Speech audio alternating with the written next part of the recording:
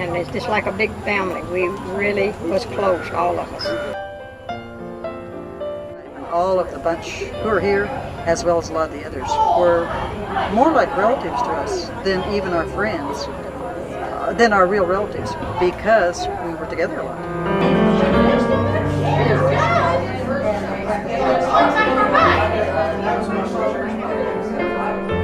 Her and I was the same age, her husband and my husband then. We were one of them. We had good times. We did on Friday, a lot of Friday nights when Eugene had the mall. We would take off on Friday nights and go to Eugene and shop and eat dinner, and that was a big thing too. Kelso had a ranch up on top of the hill up Kester Road there from where we lived, and me and my brother, we used to go up there sometimes and work on the weekends up there, you know, and first one thing and another, you know. And he worked for Pacific Fruit, and of course we lived right just in the Kester Road, and he'd stop and give us some kind of fruit or something, you know, or bananas or something, you know. I ate a lot of bananas in those days. The one thing he did say about the bananas was they were usually overripe. Well, yeah, that's how come he got them, you know, because it was overripe. You know,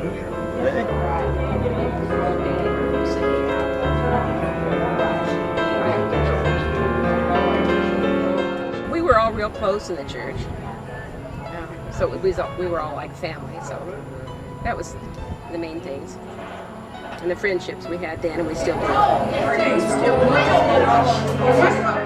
Picnics. We had lots of picnics like we're having today, and the music in the church, playing the accordion and the piano and the singing, and just getting together with everyone. When I first started, we had a church on Chestnut Street, and then later on, I don't remember exactly what year it was, they built the one out on Diamond Lake Boulevard. And then my dad and my brother and them hauled a lot of lumber out there, you know. So I had quite an experience with that one. Well, we were married in the church. We were the first couple that, I guess, Kelso married in the church. And we were married December the 9th, 1949. We had so many people that we were the same age that grew up together, and we had the similar experience in quite very religious church that now when we talk about it, some of the things are funny, like the first time we ever wore lipstick. Now it's funny to talk about that. At the time it really wasn't very funny. But now, you know, life's great. It's fine. My mother was actually started us in church in the first one we lived just behind it, the church there, and lived next to the Blixes there, right next door, and they got us going to church here at the small one. And then when they built, we helped them build a new one, and we went to the new one until they moved down south. I was the piano player for the church, and I enjoyed it immensely.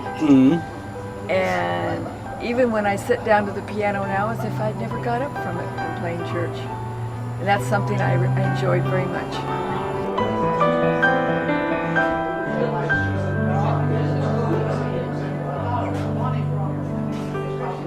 I remember you always taking care of Tim. Always worried about Tim. Yeah. We'll see where Tim is. I know. I knew it, And we used to exchange clothes.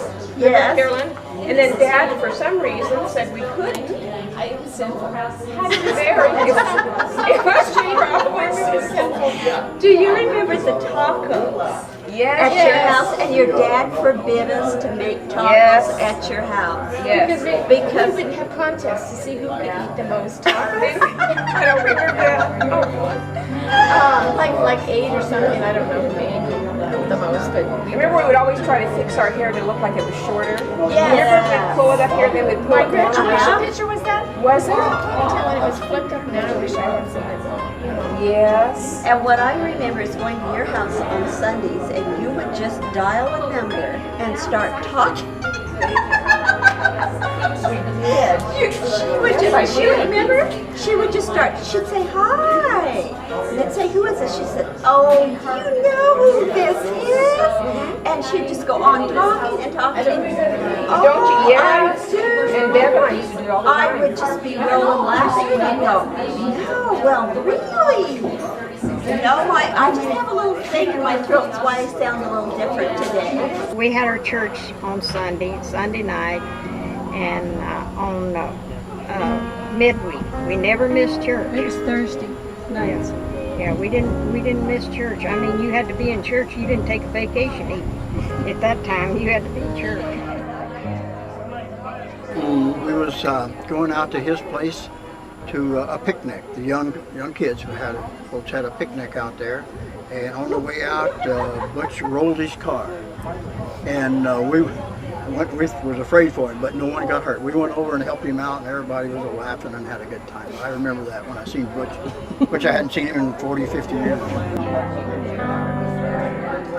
We have a lot of good memories. I mean, we were pretty much not allowed to do a whole lot, but we had a wonderful group of people, and well, it shows how great they are getting together with them now and going over old times and seeing old pictures. We just had a lot of good memories from our church days together. Had some picnics, church picnics. We have some of the old pictures. And just seeing all the kids grow up. We're probably the oldest ones that are left, really. And so a lot of them were just small children. Well, yeah, we run around with Carmen and Dorothy a lot. And Donna and Marjorie, they was married, and so we, Sue, my sister, oldest sister, well, we would go spend the nights with them. That was our entertainment.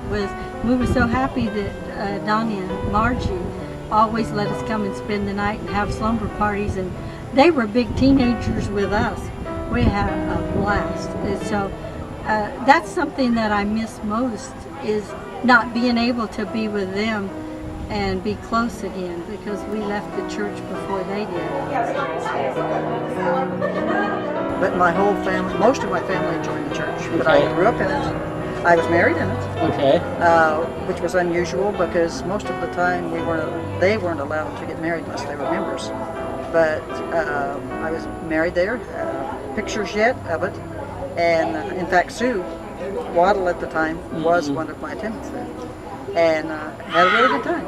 So the church is still operating under a different name now, but it was very nice. Irons, especially. Irons lived next door to us, and that was fun. And that was when I remember their grapevines and going over and riding Tommy's tricycle. Yeah, and your address, I'm not sure. The Kelso girls, like Marge and I used to color in color books together when we were little. I mean, that's how far back we go. I was quite a bit older than the younger girls here, like Bonnie and Carolyn. Bonnie and Carolyn and Nancy and all of the girls that are here that are younger. In fact, they would come over and spend the night with me. I was married, and they would come spend the night with me, and I enjoyed them as kids, you know. Of course, I wasn't that old, but I thought myself old. But now I feel young. But oh, we had a good time. And then I used to see Vera and Waldine a lot. Waldine would give me presents, and Larry and Ruby, which both are passed now. I miss seeing them. Well, I suppose for me it would be Carmen, because Carmen and I were just a couple years apart, and we always would trade clothes, and so we'd have more clothes by trading our clothes and wearing them. And apparently her dad found out about it and got upset because we did that. But the Kelso girls and the Blixit girls were very close. I was the youngest of like all these kids, so now when you're older, it's so nice to be younger. Carmen, all of my bunch, we have a family of 8. The Irons bunch was a family of 8, so there's always a lot of those there. And the Waddles were some of our good friends, and just all of the bunch who were there. So we had, I think, a really good childhood. And I think it was a real good experience for us because we were always just really enjoyed it. And morally, I think it was really good for all of us. Also, because you learn an awful lot in that kind of environment. It's almost a closed environment. But I think, yeah, have a really good times. And then I think I left around 1965. Well, I left the church in 1957, I believe it was. And I went in service, and I never did go back.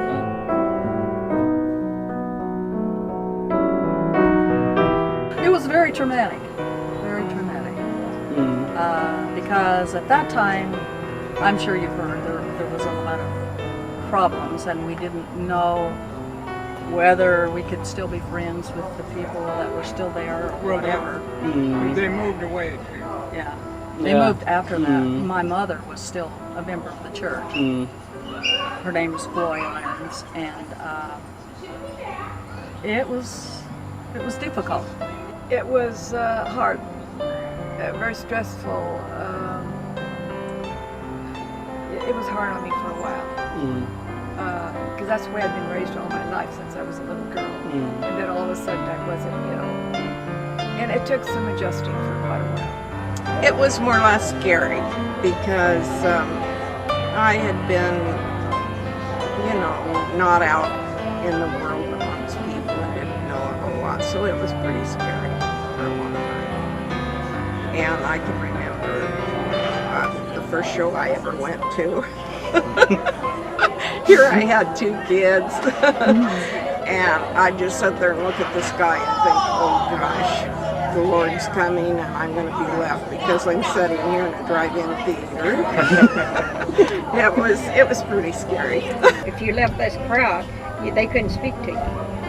So it was kind of devastating at the time, but we're so thankful that we did leave when we did.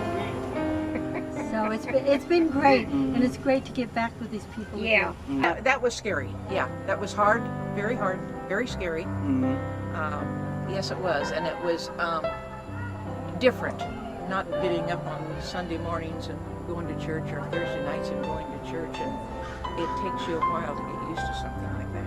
Well, it was real painful for me because I got a divorce over it. My wife went down there with them, and I stayed here with my wife at that time, and it was very painful for me at that time. It was very traumatic because of the way I was raised and taught, and lots of fears. And I since have risen above all that and know that I no longer need to fear all that stuff I was taught. Well, it was really very difficult because of the beliefs of the church, but it was something I knew I had to do and wanted to do. So I never regretted it. It was hard, because of the way they believed and thought it was really bad. The most frightening thing in the world. I mean, when you're raised forever and have set strict rules that if you disobey those rules, you're going to hell, and you don't know what the rest of the world is like. The first time you don't go to church, it's called excommunication, I guess. Like the Quakers would shun. That's kind of how you feel. It took a long time to be normal.